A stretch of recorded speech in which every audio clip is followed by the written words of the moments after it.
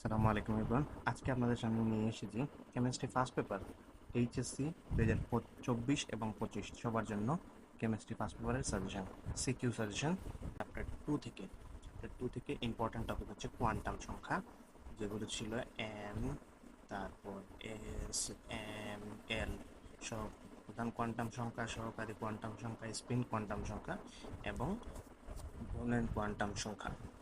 দ্বিতীয় টপিকটা হচ্ছে দ্রাব্যতার গুণফল, কেএসপি। এটা খুব ইম্পর্ট্যান্ট টপিক, 3 স্টার টপিক, এটা থেকে আসার সম্ভাবনা খুবই বেশি। এরপর হচ্ছে আয়নিক গুণফল। আয়নিক গুণফলও খুবই ইম্পর্ট্যান্ট টপিক, কেআইপি। এবং অদক্ষেপ হচ্ছে এই দুইটা টপিকই মিক্স করে, আয়নিক গুণফল এবং দ্রাব্যতার গুণফল দুইটারে মিক্স করে ম্যাপটা আসে। অদক্ষেপের ম্যাপটা কিভাবে করব আমরা? কেএসপি এবং কেআইপি দুইটার মানে আমাদের প্রয়োজন হবে।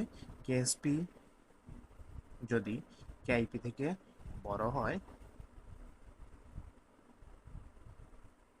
তখন দ্রবণে পদক্ষেপ করবে না। আবার যখন কেএসপি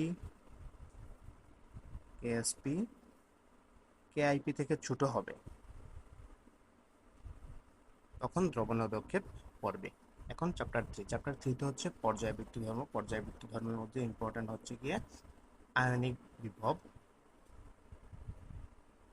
আয়নিক বিভব বা শক্তি,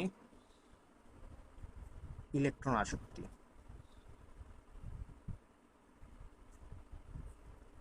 আসক্তি আর হচ্ছে তড়িৎ ঋণাত্মকতা। তড়িৎ ঋণাত্মকতা। সংকরায়নটা খুবই ইম্পর্টেন্ট টপিক। এটা হচ্ছে sp2 সংকরায়ন এবং sp3। বেশি খুব বেশিবার আমরা বোর্ডে দেখি এই ধরনের কোয়েশ্চেনই করতে, sp2 সংকরায়ন এবং sp3 সংকরায়ন রিলেটেড। ফাজানের নীতি 4টা বৈশিষ্ট্য আছে। ক্যাটায়নের চার্জ বেশি হলে, অ্যানায়নের চার্জ বেশি হলে, ক্যাটায়নের আকার বড় হলে, ক্যাটায়নের আকার ছোট হলে এবং অ্যানায়নের আকার বড় হলে। এখন হচ্ছে গিয়ে চ্যাপ্টার 4 এ ইম্পর্টেন্ট টপিক হচ্ছে লাসাতেলিয়ারেনলি, যেটা তোমরা 9-10-এ পড়ে আসছো।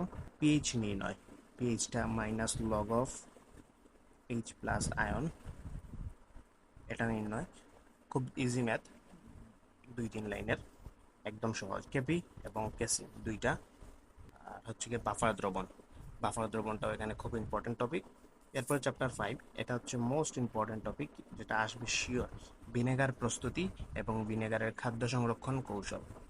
একদম শিওর আসবেই।